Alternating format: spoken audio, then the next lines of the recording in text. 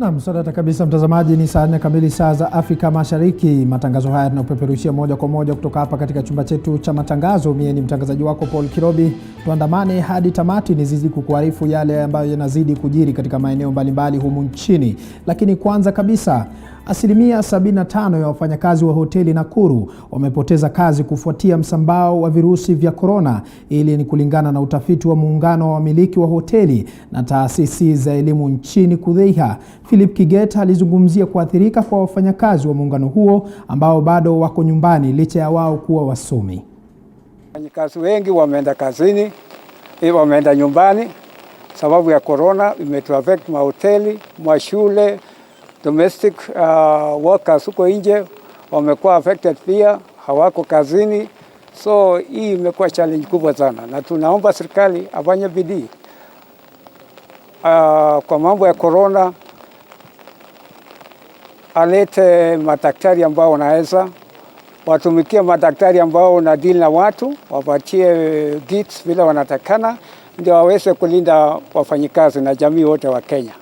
On this particular occasion, we really thank KOTU and in liaison with KUDHEIHA for having actually taken this opportunity to come and be together with their members, also to extend that giving hand and to communicate to them that yes, indeed, even during these difficult times, they are not alone, they are together and they are willing to soldier on with them until to the brighter end. Of course, it's tough, but we are all hopeful that things will be better, and hope is what is keeping us alive. Changamoto ya hii corona yenye tumepata kuona ni katika hii sekta ya utalii imerudi sana chini. Imeweza imetu affect as in kazi hijakuwa venye tulikuwa tunatarajia hii mwaka. Maybe mtu alikuwa amejipanga na jambo fulani, corona imekuja, watalii wamepunguka kabisa, biashara imerudi chini na tumeweza kuona mapato imekuwa. Naam, tukiachana na hayo, kwingineko jopo la BBI linasema kwamba zoezi la kukusanya saini milioni 1 kuunga mkono marekebisho ya katiba litaanza Jumatano wiki hii. Zoezi hilo lililoahirishwa wiki jana linatarajiwa kuendelea kwa muda wa wiki moja. The train of BBI is leaving the station this Wednesday, and we are going to traverse this country in this train, and we want to welcome all Kenyans to join us in this important function of improving and taking this country of ours forward. So we are inviting all Kenyans. We will be read by the President and the Prime Minister on Wednesday at KICC to begin this journey of correcting signatures from all corners of this country. And we are going to ensure, and I want to reiterate that we are going to do this exercise very carefully, observing the COVID-19 Ministry of Health protocol. So we are not handling issues of changes, issues of bill. As we are secretariat for the BBI in terms of implementing on the way forward on how to go to a referendum. And the bill is ready. The people who are preparing the bill have told us the bill is here and the bill is ready. Can you now move forward? So we are moving forward. The bill is ready, and on Wednesday, the bill plus the forms, the format of signing will be together. So on Wednesday, you'll have a bill plus the forms for signing, for collecting the signatures. They will go together. Of amending the constitution, you only need to prepare a bill. You get proponents who are supporting that bill. You take 1 million signatures, you take them to IEBC for verification, you take them to counties, you achieve 24 counties to support you, then you take it to the people for a referendum. You don't need anybody to gazette you. Naam, tukiachana na hayo, kwingineko kutokana na mchamko wa virusi vya corona, maendeleo ya ugatuzi na ajenda 4 za serikali kuu zimesitishwa. Kongamano la mashauriano la washikadau kwenye sekta tofauti kutoka kaunti ya Kisii lasema mabadiliko yanahitajika ili kurahisisha maendeleo. Kamishna wa kaunti ya Kisii Abdulrazak Jaldesa akizungumza kwenye kongamano hilo kwenye taasisi ya teknolojia ya ujenzi ya Kisii alisema mpango huu utaendelezwa kwenye kaunti zote 47. Akiwakilisha gavana wa kaunti hiyo James Ongwae, waziri wa utawala wa Kisii Edna Kangwana alisema kuwa swala la ukatili wa kijinsia na visa vya mimba za mapema kati ya vijana nchini limepuuzwa. For the persons with disabilities include mining, and we know that we actually have this sector that is very vibrant with the soapstones. And finally, to close with the issue of COVID-19, which is threatening our population. ICT centers, among many other things. This is just there are a lot of emerging issues of teenage pregnancies. There are a lot of counties now being focal areas for development. The population demography is always changing, so that policy has informed us for the last 8 years, and it's important that now we put the views of everybody on board so that it informs us, for example, another 8 years or even 10 years to come. We're doing very well, especially we control 60% of the Western Region economy. We house the central bank, and that is something that we pride in. We want to ensure that as we talk about it, we include those factors. We are an agricultural community. We produce a lot. Actually, we contribute the Kenya food basket. We do mining. We actually have the Kisii soapstone, one and only one in the world. So those are the issues we want to ensure that they're included. This is the third population policy we have in Kenya, and it has come to a point where we need to review it because of the changing policy and development framework in the country. Youths coming into agriculture, they will be having a ready market for their products that they are going to produce. You look at the population, the aging, people who are now beyond age 60. The number is increasing. These people are physically weak. They do not go to the shambas to dig and do the farming. This is why there is an urgent need that in the policies that we are developing, we clearly create room for our youths to come in. Naam, tukiachana na hayo, kwingineko mgomo wa madaktari utaanza rasmi tarehe 7 Disemba. Hii ni kulingana na chama cha muungano wa madaktari nchini KMPDU. Chama hicho kwa sasa kinazungumza na madaktari. Hebu tuvuke hadi huko tuweze kusikiliza wanachokizungumzia. Levels of government, we will watch until such a time that the issues are resolved. And on that note, I'd like to put out the following. On the issue of comprehensive medical cover, what was unveiled is still not addressing the concerns that we raised. Doctors working in county governments have been excluded. Doctors in parastatals, Kenyatta National Hospital, Kenyatta University and Referral Hospital, Moi Teaching and Referral Hospital have been excluded. Doctors working in the universities, and it is sad that we've lost a good number. I mean, we've lost a significant number of the doctors who teach the undergraduates and the postgraduate students. These doctors are excluded from this cover. So on that note, we know that the government has come out to say they provided that. If these doctors are not covered, then this strike will kick off until the time that they will be covered. Secondly, on the issue of employment of doctors, this is a non-negotiable. The Ministry of Health employed 188 doctors in August. Those doctors are yet to be paid up until now. Those doctors were employed on 6 months contract. They do not have a medical cover. They do not have any form of compensation, and they were deployed to work in the isolation and treatment centers. But the county governments are playing with this issue.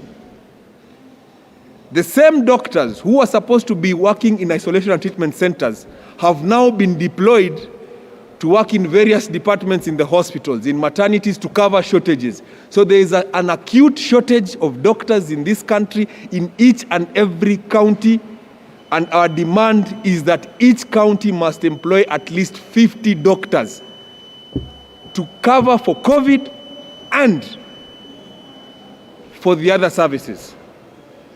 If this is not addressed equally, we shall be on strike come the 6th of December. The issue of non-payment of call allowance to the doctors at the Ministry of Health, in the University Health Services units and the University of Nairobi, Moi, Kenyatta University, Jomo Kenyatta, Maseno, where our members are offering teaching and clinical services, must be paid. The arrears were paid for the last 3 years. The arrears were paid in the month of June and July, and subsequently there has been no payment for the last 4 months. That is equally a non-negotiable. We all know that there was initially a COVID-19 emergency allowance. Our position, and we are putting it clear, is that let that be converted to and enhance the current existing risk allowance. On the issue of PPEs, directives from the ministry to counties will not solve the issue of PPEs. We know that county governments do not take directive from anyone in this country. It is not rocket science, it is things we have seen practically.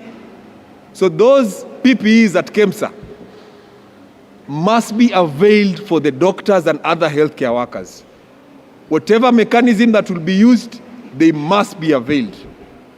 We will not allow our members to die on the line of duty. And let me put this clear. And to the CS Health, this narrative that doctors are getting COVID out of hospitals must stop. In fact, we will refer them to the Occupational Safety Health Act. That is why we have that act in such circumstances. Because doctors spend up to 12 and 19 hours in hospitals serving Kenyans. So you cannot come and insult us and tell us that doctors are getting COVID in bars. That is an insult to the profession, and we will not take it lightly. And to 2 specific counties, and this message must be clear, Laikipia and Kirinyaga counties, the doctors that were unprocedurally dismissed must be reinstated.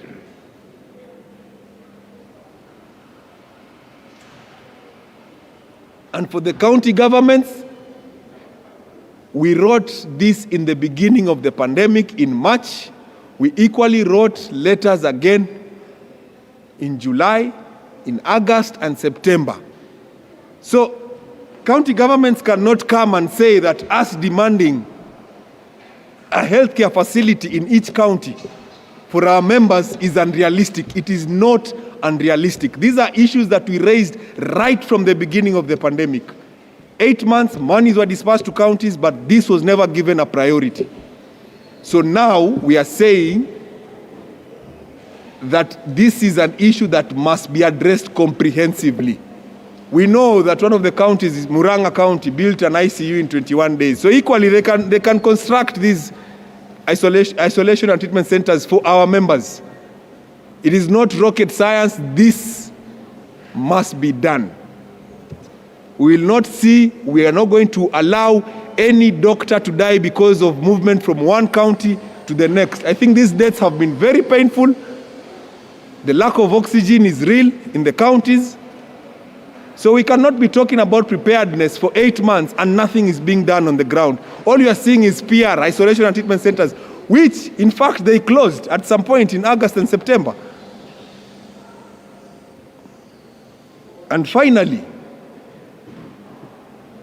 all these matters would have been easily implemented if we had a health services commission in place. Our position is that we must, if the country will undertake any constitutional amendment, that health services commission must be an issue. You cannot talk about building bridges and then not building bridges with the health workforce in this country. If this sector is not important, then tell us once and for all. But don't take us round in circles and show us that you're trying to improve the sector, and yet on the other hand, you're not addressing the pertinent issues in this sector. If health sector is not a priority for this government, tell us. We shall equally stay home until such a time that it will be deemed a priority, and we shall avail ourselves to come and offer services. Thank you. Any questions? Thank you. Thank you.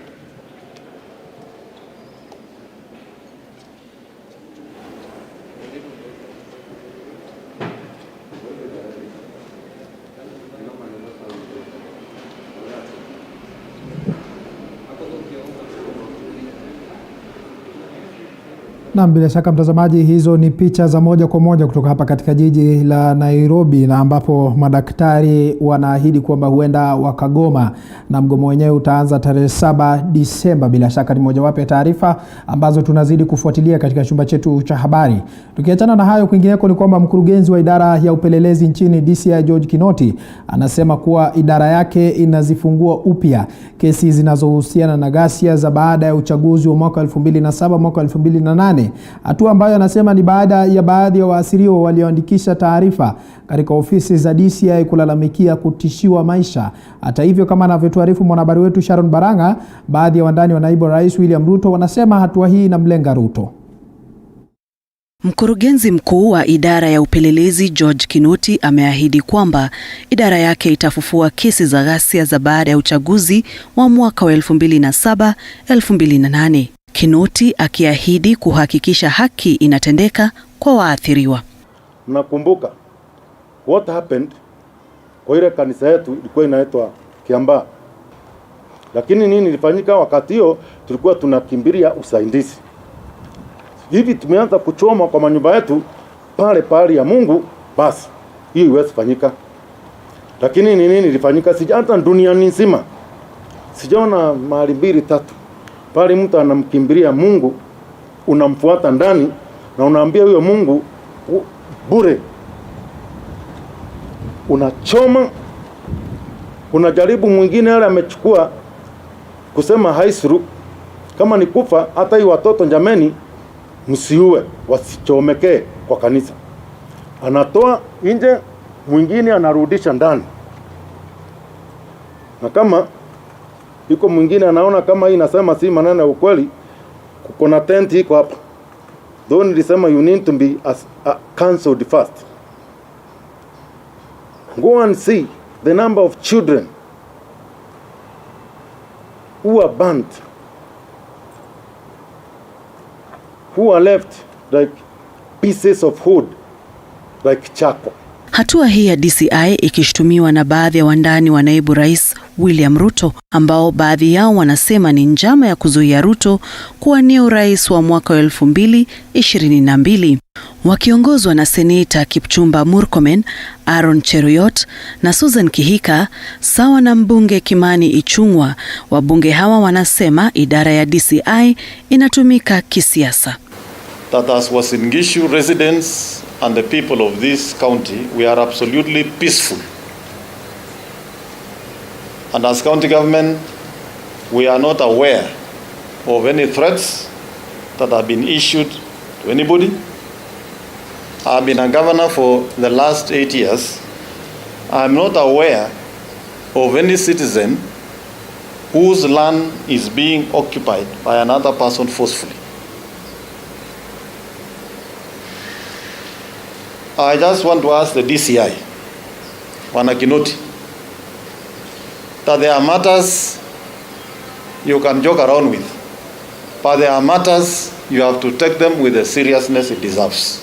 Baadhi ya waathiriwa wa ghasia baada ya uchaguzi wa mwaka 2007-2008 walifika katika makao makuu ya idara ya upelelezi DCI kuandikisha taarifa kuhusiana na lalama zao kwamba wanatishiwa. Hata kama walifanya wakati hiyo, na wengine tunawajua wako kwa starehe kule, walifaulu kwa mashamba ya watu, mali ya watu walichukua, na wengine hata wanapitia juu ya kaburi ya wale waliua. Hiyo tukawaambia leo, msio na wasiwasi yoyote, tafadhali. Inaweza kuwa ilifanyika, mtusamee. Tunawaambia sio tena. Mwezi jana, mmoja wa Wakenya waliokuwa wakisakwa na mahakama ya ICC, wakili Paul Gisheru, alijisalimisha katika mahakama hiyo. Kinuti kadhalika akiahidi kuhakikisha wahusika wa ghasia hizo wanachukuliwa hatua. Sharon Baranga, TV 47.